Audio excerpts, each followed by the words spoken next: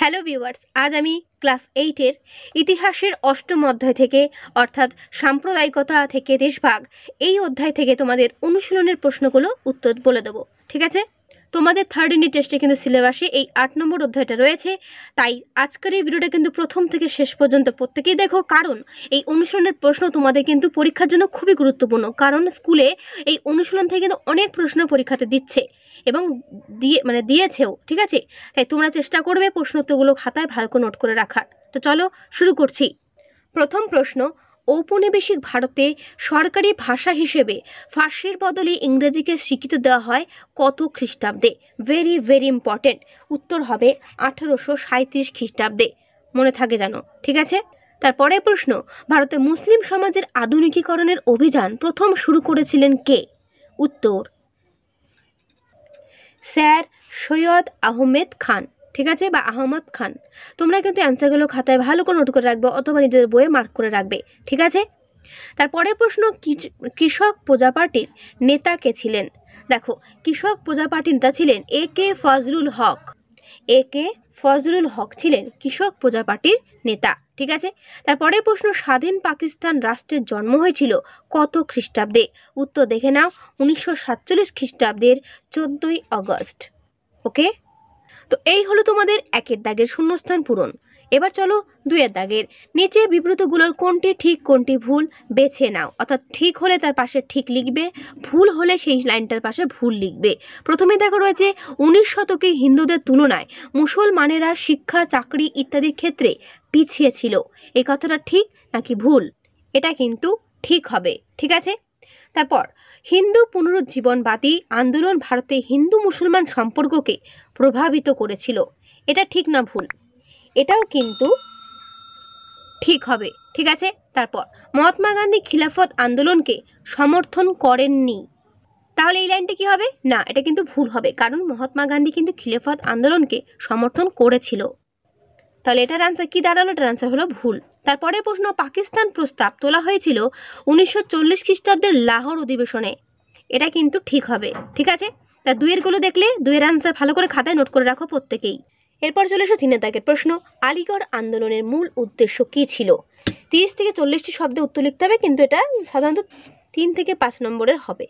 তো আলিগড় আন্দোলনের মূল উদ্দেশ্য কী ছিল? প্রত্যেকটা প্রশ্নের পরপর আমি আনসার দেখিয়ে দেবো, তোমরা কিন্তু অবশ্যই ভালো করে খাতায় নোট করে রাখবে। যাদের বই আছে তারা দাগিয়ে নেবে, যাদের নেই তারা কিন্তু অবশ্যই খাতায় নোট করে রেখো। ঠিক আছে? দেখে নাও উত্তর। এই হলো এর উত্তর। আলিগড় আন্দোলনের মূল উদ্দেশ্য কী ছিল? মুসলিম সমাজের আধুনিকীকরণ করা, মুসলিমদের মধ্যে শিক্ষার প্রসার বাড়ানো, বিজ্ঞানধর্মী মানসিকতা গঠন করা। এই 3টে পয়েন্ট ধরে 2-4টে লাইন লিখলেই তোমাদের অ্যান্সারটা হয়ে যাবে। ঠিক আছে? ওকে? ইতিহাস কিন্তু সেরকম মুখস্থ করার কিছুই নেই, গল্পের মতো করে পড়বে, গল্পের মতো করে উত্তর দেবে। ওকে? দ্বিতীয় প্রশ্ন, স্বদেশী আন্দোলন বাংলার হিন্দু মুসলমান সম্পর্ককে কিভাবে প্রভাবিত করেছিল? দেখে নাও এর উত্তর। বঙ্গভঙ্গের নিন্দা, সভা সমিতির আয়োজন, নেতৃত্ব গ্রহণ। খুব সুন্দর করে আনসার এখানে দেওয়া রয়েছে। চেষ্টা করবে আনসারটা ভালো করে লিখে নেওয়ার খাতায়। ঠিক আছে? আর হ্যাঁ, তোমাদের ইতিহাসে কিন্তু এই যে পয়েন্ট করে দেওয়া লাইনগুলো, এগুলো কিন্তু চেষ্টা করবে লেখার। এই পয়েন্টগুলোই কিন্তু তোমাদের অ্যান্সার। এগুলো অনুযায়ী তোমরা 2-4টে লাইন লিখলেই তাহলে তোমাদের অ্যান্সারটা কিন্তু তৈরি হয়ে যাবে। ঠিক আছে? তাহলে স্বদেশী আন্দোলন বাংলা হিন্দু মুসলমান সম্পর্ককেই কিভাবে প্রভাবিত করেছিল? এই হলো এর উত্তর। এরপরে প্রশ্ন, ভারতীয় মুসলমানেরা খিলাফত আন্দোলন শুরু করেছিল কেন? দেখে নাও। এই হলো এর উত্তর। দেখো, ভারতীয় মুসলমানেরা খিলাফত আন্দোলন শুরু করেছিল কেন? বলছে, প্রথম বিশ্বযুদ্ধ শুরু হলে তুরস্ক জার্মানির পক্ষ নেয় এবং ইংল্যান্ডের বিরোধিতা করে। যুদ্ধে জার্মানি হেরে যাওয়ায় মিত্রশক্তি তুরস্কের ব্যবচ্ছেদ করে এবং খলিফা পদ কেড়ে নেয়। এতে ভারতের মুসলিম সমাজে ক্ষুব্ধ হয়।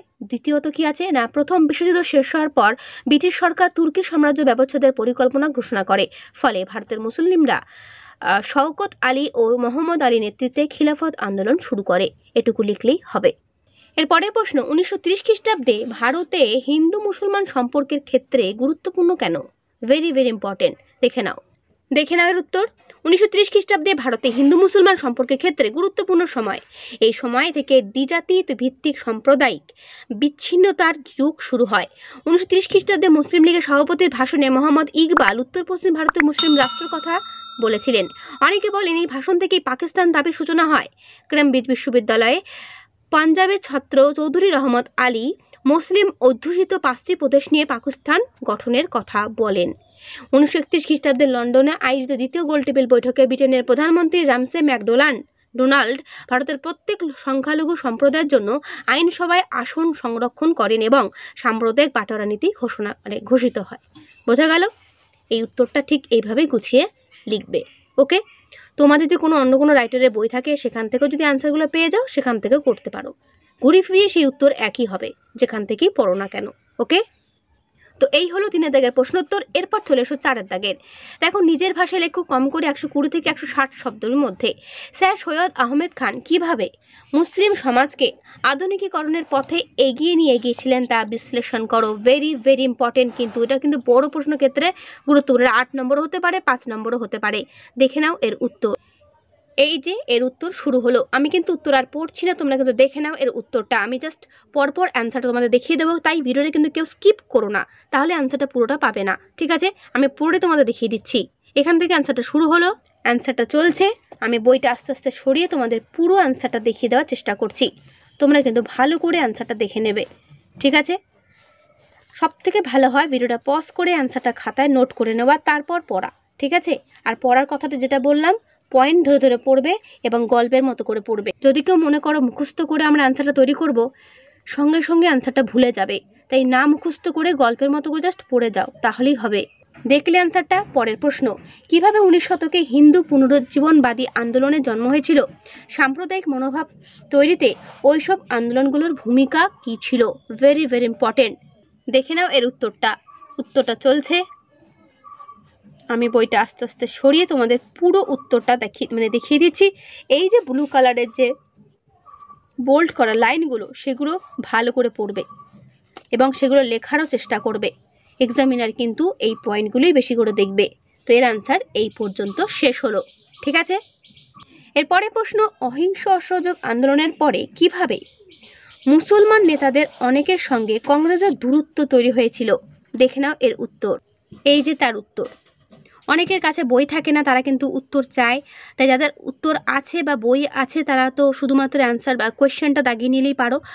আর যাদের বই নেই তারা কিন্তু অবশ্যই অ্যান্সারগুলো খাতায় নোট করে রেখো। এর উত্তর কিন্তু চলছে, অ্যান্সারটা কিন্তু চলছে। ঠিক আছে, আমি হাইলাইট করে দিয়েছি পয়েন্টগুলো, সেই পয়েন্টগুলো ধরে ধরে কিন্তু খাতায় নোটগুলো লিখবে।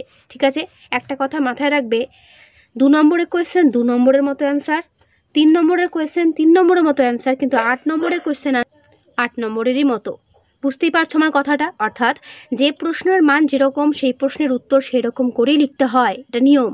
ঠিক আছে, তাই চেষ্টা করবে বড় প্রশ্নের অ্যান্সারগুলো বড়োভাবে লেখার। অনেকেই হয়তো ভাবে এত বড় বড় প্রশ্ন করব না, কিন্তু মাথায় রাখবে পরীক্ষাতে কিন্তু তুমি নিজেরাও দেখেছো প্রশ্নে 2 নম্বর 3 নম্বর 5 নম্বর এবং 8 নম্বর আলাদা আলাদা প্রশ্নের মান করে দেওয়া থাকে।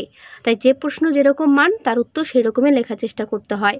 ঠিক আছে, তো এর উত্তর এই পর্যন্ত শেষ হলো। আমি এই অনুশীলনের প্রশ্নগুলো পরেও দিতে পারতাম, কিন্তু আমি চাই তোমরা এই প্রশ্নের আনসারগুলো আগেই তৈরি করে ফেলো, কারণ তোমাদের 3rd ইউনিট টেস্টের ফাইনাল পরীক্ষা কিন্তু পুজোর পরেই হতে চলেছে। আর তোমাদের পুজোর মাসটা অর্থাৎ অক্টোবর মাসে তো তোমাদের কারোরই পড়াশোনা সেরকম হবে না। সুতরাং এখনই প্রশ্নগুলো পাওয়ার সঙ্গে সঙ্গেই অ্যান্সারগুলো তৈরি করে ফেলো। ঠিক আছে, এরপরের প্রশ্ন, 1940 থেকে 47 খ্রিস্টাব্দের মধ্যে কিভাবে ভারত ভাগ স্পষ্ট হয়ে উঠেছিল? তোমার কি মনে হয় ভারত বিভাগ সত্যি অপরিহার্য ছিল? তোমার বক্তব্যের পক্ষে যুক্তি দাও।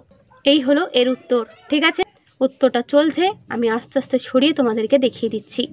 ওকে, দেখে নাও পুরো উত্তরটা। উত্তরটা চলছে, দেখে নিলে? দেখে নাও, আস্তে আস্তে সরাচ্ছি পুরো বইটাকে। একটু বড় হবে অ্যান্সারটা, এগুলোর মান কিন্তু 8 হয়ে থাকে। ঠিক আছে, সেজন্য একটু বড় হয় উত্তরগুলো। দেখে নাও পুরো উত্তরটা। এই পর্যন্তের অ্যান্সার শেষ হলো। এই অ্যান্সারগুলো কিন্তু আমি তোমাদের রায় ও মার্টিন বই থেকে দেখালাম। যদি তোমাদের কাছে রায় ও মার্টিন বই থাকে দেখে নিও। ঠিক আছে, তো এই হলো 4 দাগের প্রশ্নোত্তর।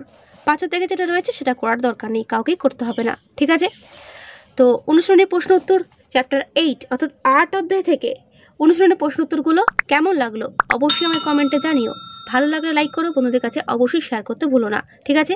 তোমাদের শেষে একটা বার্তা আমি দিতে চাই, সেটা হচ্ছে প্রশ্নগুলো নয়, উত্তরগুলো পাওয়ার সঙ্গে সঙ্গে তোমরা কিন্তু চেষ্টা করবে এই অ্যান্সারগুলো তৈরি করে রাখার, ঠিক আছে? বারবার করে বলছি, আমি চাই তোমরা প্রত্যেকেই, যারা আমার এই ভিডিওটা দেখছো, প্রত্যেকেই ফাইনালে ভালো নম্বর পাও, ঠিক আছে?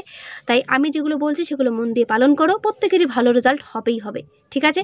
তাই আমি আশা রাখবো প্রত্যেকেই প্রশ্ন উত্তরগুলো তৈরি করে রাখবে, নেক্সট ভিডিও পাওয়ার জন্য রেডি থেকো, ঠিক আছে? সেখানে আমি তোমাদের অন্যান্য সাবজেক্টের ভিডিও দিয়ে দেবো। আর অবশ্যই কিন্তু বন্ধুদের কাছে শেয়ার করতে ভুলো না, যতবারও বন্ধুদের কাছে শেয়ার করে দিও। তো আজকে এখানেই দেখা হবে নেক্সট ভিডিওতে। ভালো থেকো সবাই।